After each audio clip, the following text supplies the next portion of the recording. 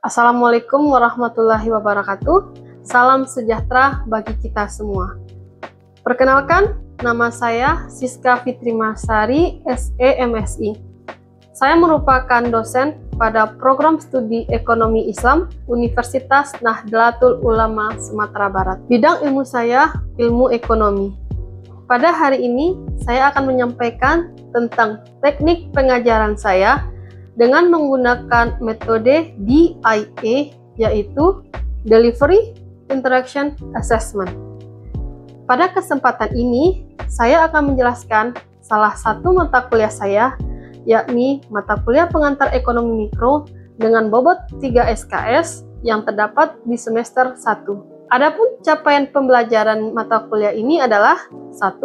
Mengetahui dan memahami prinsip dan kaidah ilmu ekonomi mikro, baik secara verbal, grafis, maupun matematis, serta hubungan di antaranya. 2. Mengetahui dan memahami prinsip dasar hukum demand supply dan mampu menerapkan dalam konteks teori elastisitas. 3.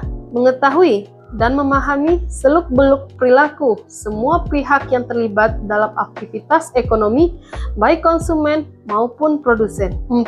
Memahami keberadaan struktur pasar sebuah produk dalam konteks persaingan usaha. 5. Mampu berkomunikasi melalui bahasa lisan dan tertulis secara jelas dan terstruktur dalam menyampaikan gagasan ataupun analisa pemikiran. 6.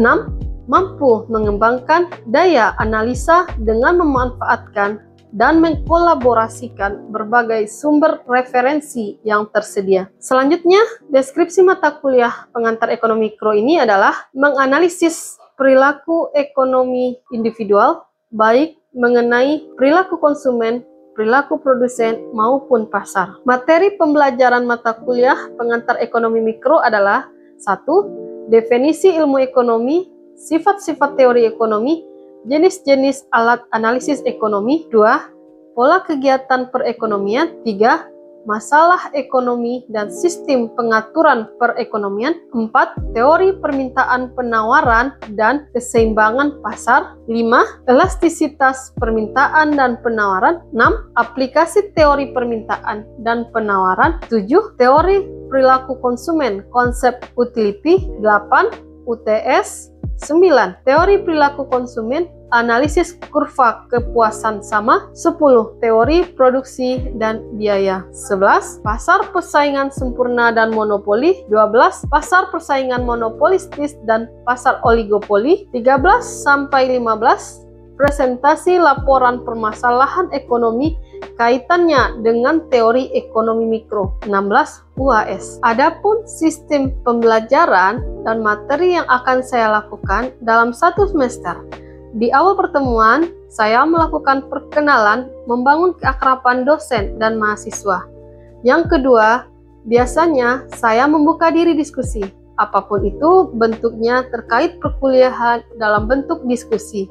Dalam diskusi, saya biasanya memotivasi mereka untuk belajar lebih fokus dan lebih giat dan lebih serius. Selanjutnya, saya membahas kontrak perkuliahan, yang mana ini adalah membuat kesepakatan bersama terkait proses perkuliahan berjalan termasuk modul perkuliahan agar mendapat gambaran pelaksanaan perkuliahan selama satu semester ke depan. Selanjutnya, saya akan mencoba mengetahui pemahaman masing-masing mahasiswa terkait konsep teori kepribadian melalui asesmen dengan aplikasi Mentimer. Itulah gambaran pembelajaran perkuliahan teori-teori kepribadian yang saya ampuh selama satu semester berjalan. Adapun rujukan pembelajaran sebagai bentuk strategi delivery, proses penyampaian materi ke mahasiswa dengan menggunakan beberapa strategi, yaitu textbook, diantaranya di Libraries. Kemudian, media online digunakan untuk mencari topik yang menarik untuk dijadikan bahan diskusi terkait materi perkuliahan. Biasanya, di awal pertemuan dilakukan review pembelajaran yang mana fungsinya untuk mengingat kembali materi-materi pembelajaran sebelumnya. dan akan disambungkan materi-materi yang akan datang. Selanjutnya, dalam perkuliahan, saya juga menjalankan beberapa saluran komunikasi yang saya gunakan. Yang pertama, menggunakan Zoom Meeting dan Google Meet. Ini dilakukan untuk berinteraksi langsung dengan mahasiswa dalam menjelaskan materi-materi pembelajaran. Selain ini, media Zoom Meeting juga biasa digunakan untuk berdiskusi langsung terkait keaktifan mahasiswa dalam menyikapi topik-topik perkuliahan di akhir perkuliahan. Kemudian menggunakan Learning Management System atau LMS universitas yang bisa diakses secara langsung oleh mahasiswa sebagai wujud tindak lanjut setiap pertemuan, memuat bahan pembelajaran, video pembelajaran, forum diskusi, absensi, dan tugas mandiri atau kuis di setiap pertemuan perkuliahan. Strategi yang kedua adalah dengan case method dan collaborate learning dengan memberikan contoh kasus secara berkolaborasi terkait dengan kepribadian individu serta pemberian kuis yang dapat didiskusikan agar mahasiswa lebih semangat dan semakin termotivasi dalam mempelajari materi pembelajaran. Di awal pertemuan, saya menjelaskan bobot penilaian dari mata kuliah ini, yaitu ujian akhir semester sebesar 40%, ujian tengah semester sebesar 30%, tugas sebesar 10%, kehadiran sebesar 10%, keaktifan mahasiswa sebesar 10%. Selanjutnya, saya akan menampilkan proses pengajaran yang saya lakukan pada mata kuliah pengantar ekonomi mikro. Selamat menyaksikan. Terima kasih. Assalamualaikum.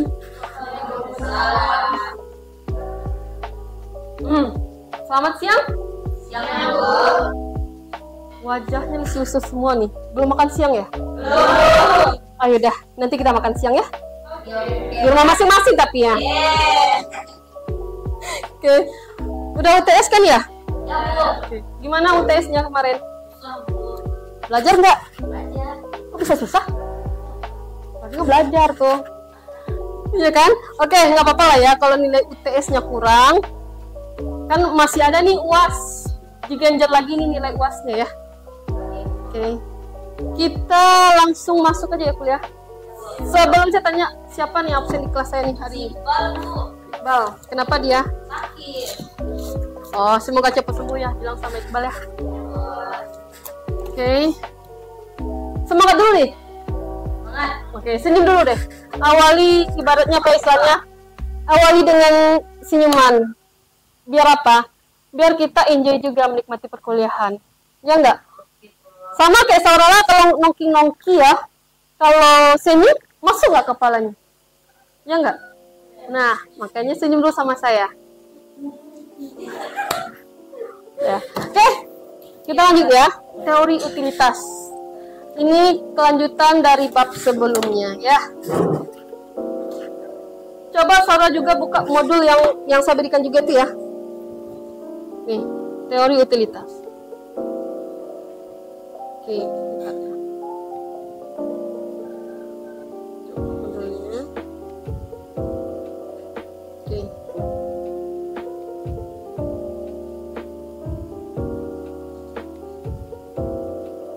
Oke, teori utilitas. Mungkin kalau orang awam bilang apa sih itu teori utilitas kan gitu ya? Kita masuk deh bentar ya, teori utilitas. Oke, sebelum kita mengartikan ibaratnya definisi secara buku ilmiah ya, kita lihat nih utilitas. Utilitas ini berarti apa nih? Utility bahasa Inggrisnya. Utility itu berarti nilai guna. Nilai guna. Nilai guna. Oke. Kalau bicara nilai guna itu biasanya orang yang mengkonsumsi atau orang memproduksi? Mengkonsumsi, benar nggak? Seorang mau mengkonsumsi, mau itu berguna apa enggak? Kalau nggak berguna, ngapain dikonsumsi kan gitu? Kalau produsen nggak berguna pun laku terjual nggak masalah, benar nggak? Nah, itu bedanya. Berarti dia masuk ke perilaku. Nah, Berarti teori utilitas ini merupakan teori perilaku konsumen dalam mata kuliah pengantar ekonomi mikro. Oke. Sebelum kita masuk teori, bicara teori itu berat, benar nggak? Oke, kita simpel aja dulu pemikiran kita nih. Bagaimana nih perilaku konsumen menurut saudara nih? Bagaimana perilaku konsumen? Milih? Benar nggak? Habis itu bandingin, murah apa enggak? Iya nggak? Ada duit? Capcus, COD, ya beli, benar kan? Berarti ada yang namanya perilaku konsumen itu pilih-pilih dulu, memilih dulu. Terus kalau oke, dicek dulu kantongnya, beli. Habis dikonsumsi atau digunakan? Oke, dikonsumsi. Terus pernah dengar nggak mau diulang berkonsumsi apa enggak? Kan gitu ya. Nah, kalau seandainya oke, nilai bergunanya memuaskan, nilai utility-nya, nilai gunanya maksimal, mau beli lagi nggak saya tanya? Nah, itu dia. Makanya ada istilah pembelian ulang. Kalau merasa nggak berguna, Anda mau beli nggak? Nggak ada gunanya, ngapain beli? Dah, sekali ini aja. Kan gitu ya? Nah, itu dia. Tidak beli lagi. Nah, berarti perilaku konsumen seperti itu ya. Kalau kita selaku konsumen pasti seperti itu kan? Pilah-pilah dulu, ini butuh nggak? Pasti mikirnya butuh dulu nggak nih saya tanya? Atau beli aja lah gitu. Nggak tahu kegunaan barangnya, apakah seperti itu saya tanya? Pasti lihat nilai gunanya untuk apa. Kan gitu ya? Saudara mau beli sepatu bola. Kepake nggak saya tanya? Enggak kan? Ngapain beli, benar nggak? Dijual, ngapain ya saya beli karena katanya Adidas asli nih, nggak kepake. Jual lagi lah. Bisa balik nggak uangnya saya tanya? Belum tentu kan? Nggak segampang itu jual balik, kan gitu ya? Uang saudara sudah tertanam, ya kan?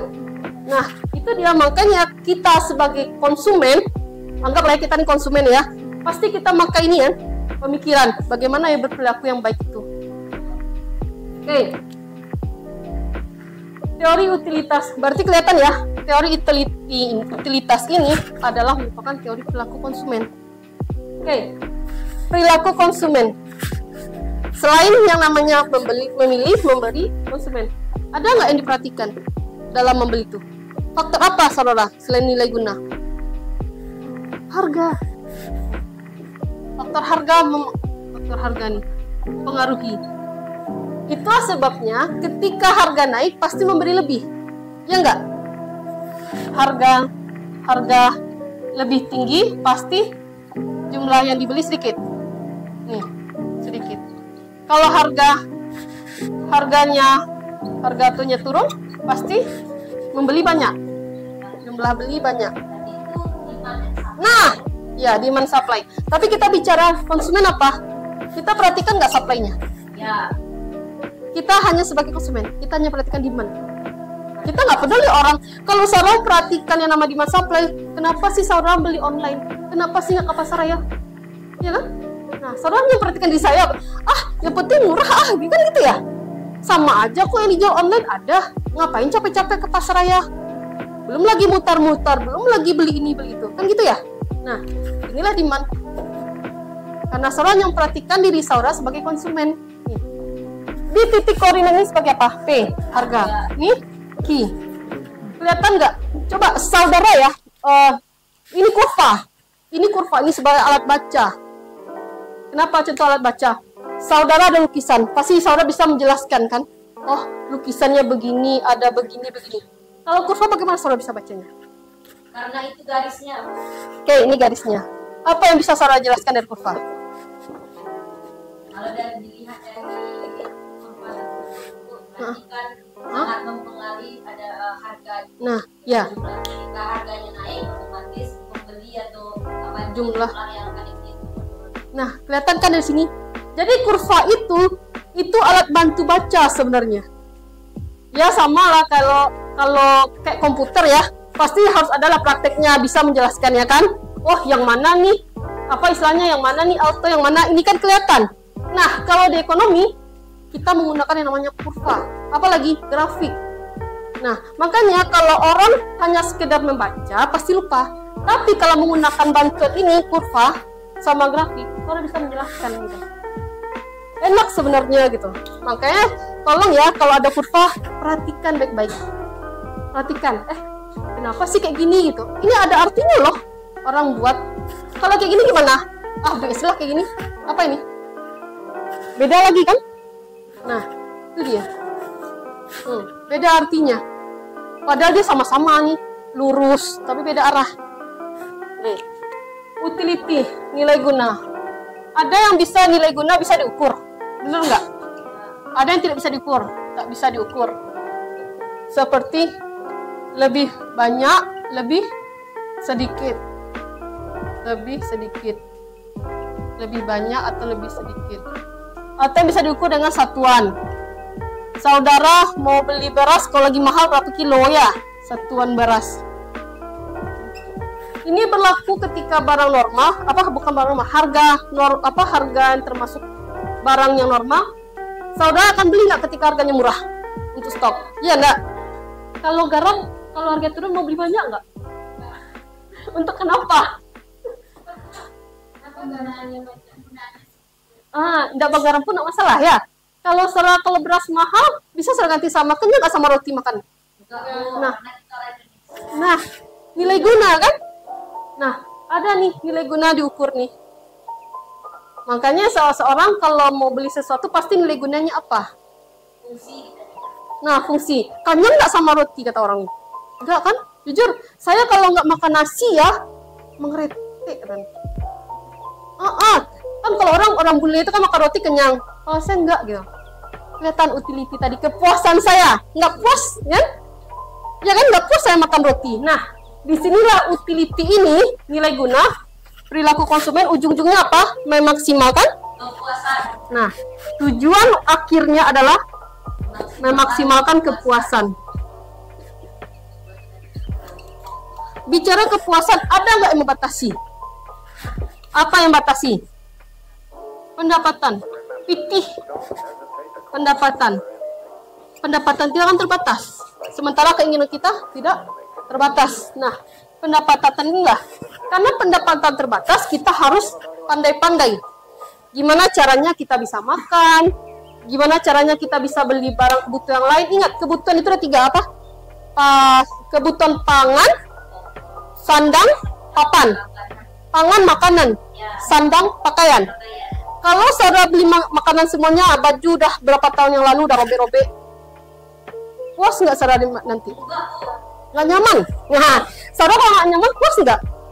Nah, kepuasan tadi, ya kan? Kepuasan itu kita butuhnya.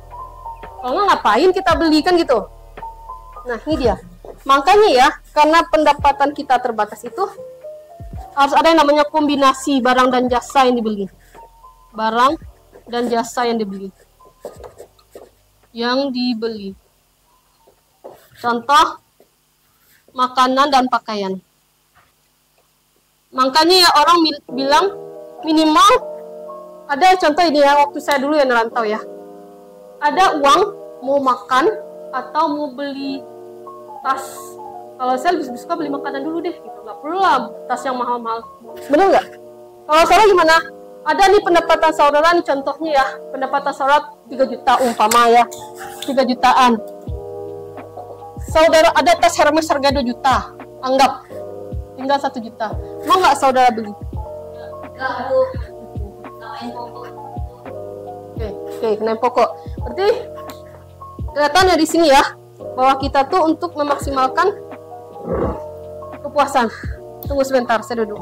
Oke. Segitu pemaparan dari modul teori. Adakah pertanyaan? Kita buka sesi tanya jawab nih, biar nggak mau nonton kuliah kita. Oke, silahkan. Bagaimana cara memahami perilaku konsumen? Oke, terima kasih atas pertanyaan Rani. Kita kan bicara tadi apa? Teori utilitas yang merupakan teori perilaku konsumen. Pertanyaan Rani bagus sekali. Bagaimana cara memahami perilaku konsumen? Oke. Seperti kita lihat ya, perilaku konsumen itu. Nih, bagaimana ya cara kita memahami atau mengetahui perilaku konsumen? Ingat di sini nih, pemaparan tadi ya. Karena pendapatan kita terbatas, pasti kita pengen barang A, B, C. Benar nggak? Gak mungkin dong kita cuma beli makanan aja, minumnya enggak. Kan gitu ya? Nah, bagaimana cara kita memahaminya? Contoh, saya kasih pertanyaan sini ya. Ketika uang pendapatan saudara, contoh nih, lihat nih sebentar.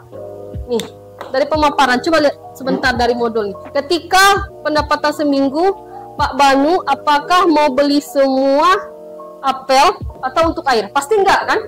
Nah, kita pasti akan melihat bagaimana nih penambahan satu unit atau satu barang itu meningkatkan maksimal kepuasan.